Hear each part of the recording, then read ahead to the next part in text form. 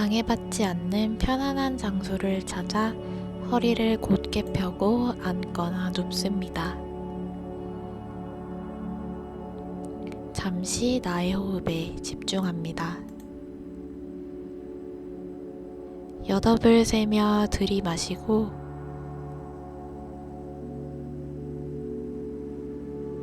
잠시 멈춘 뒤 여덟을 세며 내쉽니다.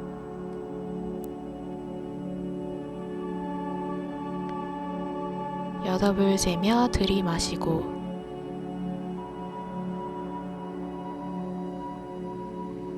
잠시 멈춘 뒤 여덟을 세며 내쉽니다.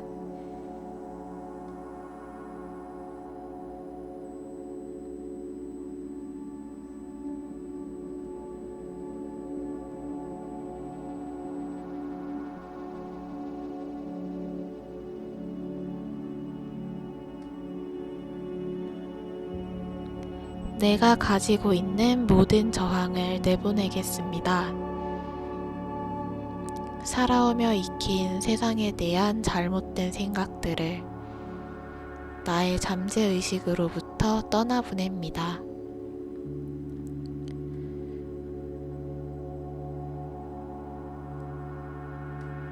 자, 이제 나는 내가 원하는 모든 것들을 받아들일 준비가 되었습니다. 나는 그 모든 좋은 것들을 누릴 자격이 충분하죠. 여태 느끼지 못했던 세상의 아름다운 에너지를 보고, 듣고, 또 느낄 줄 아는 힘을 갖게 되었으며 내가 가진 모든 것에 감사하는 밝은 에너지가 나의 육체를 아름다운 빛으로 감싸고 있습니다.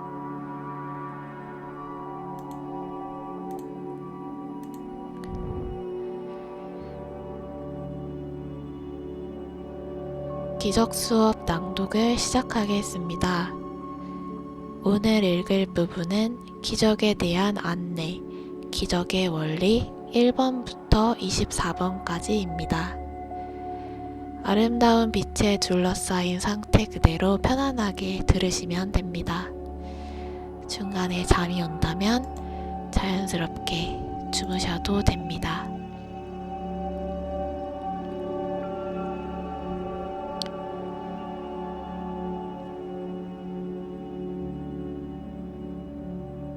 기적들 사이에는 난이도가 없다.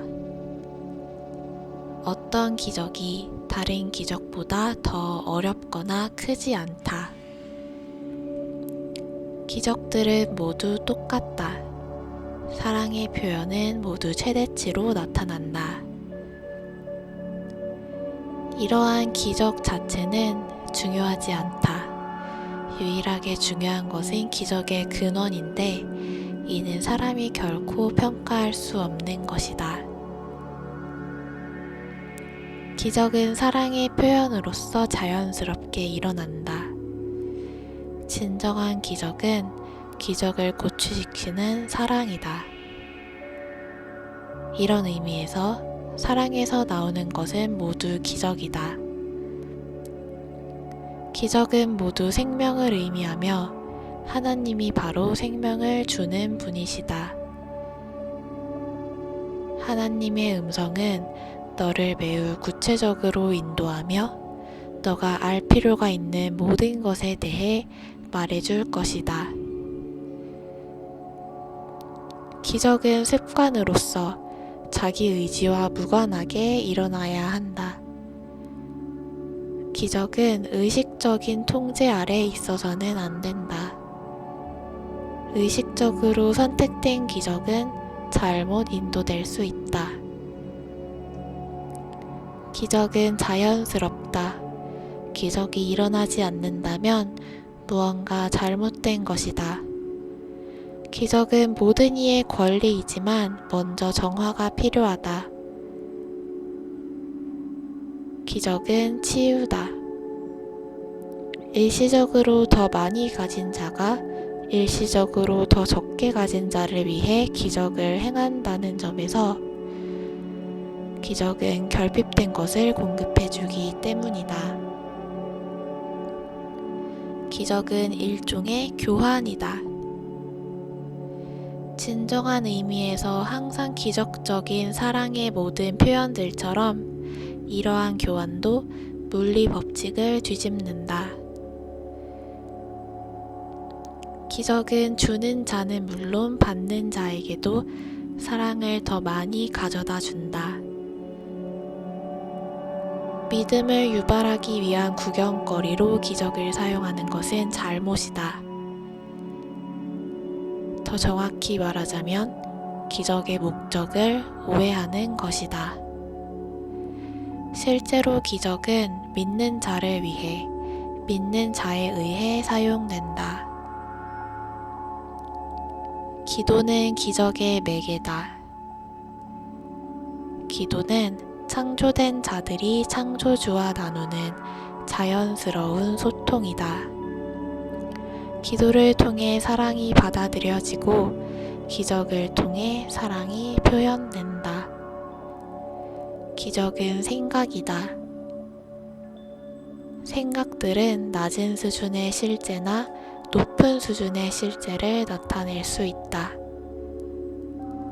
이것이 주지화하기와 생각하기의 근본적인 차이점이다. 주지화하기는 물질적인 것을 만들고 생각하기는 영적인 것을 창조한다. 그리고 우리는 자신이 만들거나 창조하는 것이 존재한다고 믿는다.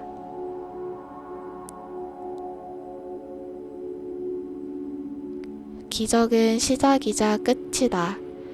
따라서 기적은 시간의 순서를 바꾼다. 기적은 언제나 재탄생을 확인해주며 그것은 되돌아가는 듯이 보이지만 실제로는 앞으로 나아가는 것이다. 기적은 현재 안에서 과거를 무효화하며 따라서 미래를 해방시킨다. 기적은 진리를 증언한다. 기적은 확신에서 일어나기에 확신시키는 힘이 있다. 확신 없는 기적은 마법으로 전락한다. 마법은 무분별한 것이며 따라서 마음을 파괴적으로, 더 정확히 말하자면 비창조적으로 사용하는 것이다. 매일매일을 기적에 바쳐야 한다. 시간의 목적은 사람이 시간을 건설적으로 사용하는 법을 배우게 하는 것이다. 이와 같이 시간은 가르침의 도구이자 목적을 위한 수단이다. 배움을 촉진하는 용도가 사라졌을 때 시간은 멈출 것이다. 기적은 받는 것보다 주는 것이 더 축복받은 일임을 보여주기 위한 가르침의 도구다.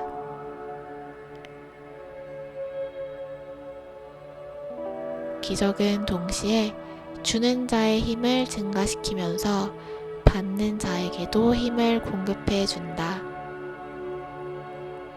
기적은 몸을 초월하는 것이다. 기적은 더 낮은 차원의 실제를 자각하는 것에서 벗어나 불가시성으로 갑작스레 이동하는 것이다. 바로 이것이 기적이 치유하는 까닭이다. 기적은 섬김이다. 기적은 한 사람이 다른 사람에게 행할 수 있는 최대치의 섬김이다. 기적은 너의 이웃을 너 자신처럼 사랑하는 방법이다. 기적을 행하는 자는 자기 자신과 이웃의 헤아릴 수 없는 가치를 동시에 인식한다.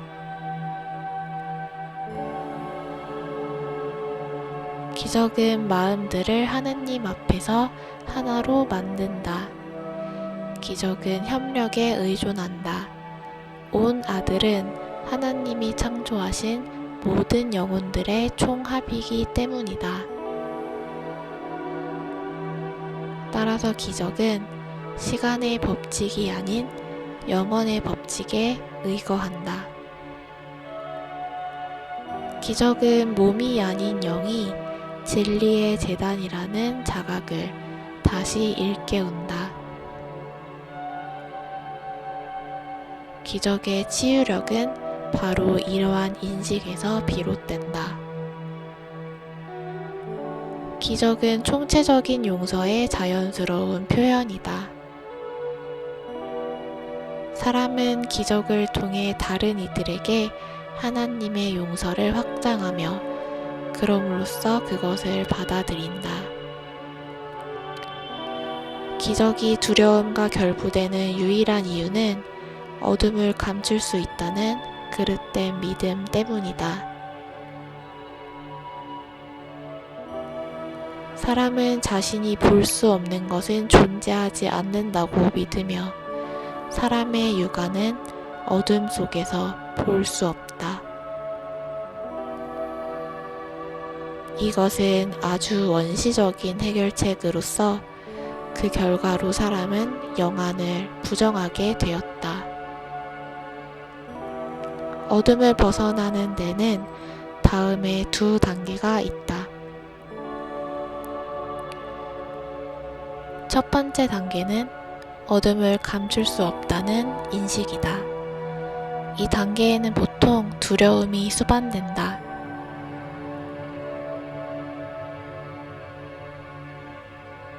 두 번째 단계는 너가 비록 감출 수 있다 하여도 감추고 싶어 하는 것이 아무것도 없다는 인식이다. 이 단계는 두려움에서 벗어나게 해준다. 기적은 지각을 재정돈하여 지각의 수준들을 바른 관점으로 배치한다. 이것은 모든 수준에서 치유한다. 병은 수준 혼동에서 비롯되기 때문이다. 아무것도 감추지 않으려 하게 되었을 때 너는 영적 교통에 들어가려 할 뿐만 아니라 평화와 기쁨도 이해할 것이다. 너는 아직 전적으로 헌신하고 있지 않으며 따라서 가르칠 것보다는 배울 것이 여전히 더 많다.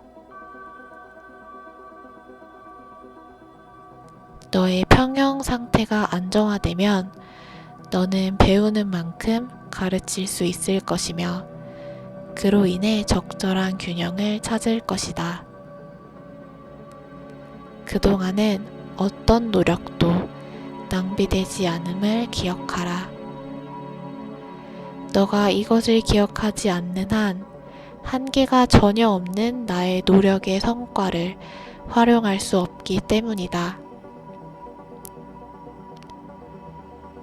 오로지 영원만이 실제한다. 그렇다면 왜 시간이라는 환상을 건설적으로 사용하지 않는가? 기적은 사람이 병든 자를 치유하고 죽은 자를 일으킬 수 있게 한다. 사람이 병과 죽음을 만들었으며 그것들을 폐지할 수도 있기 때문이다. 너가 바로 너의 창조주처럼 창조할 수 있는 기적이다. 그 밖의 모든 것은 너 자신의 악몽일 뿐 존재하지 않는다. 빛의 피조물들만이 실제한다.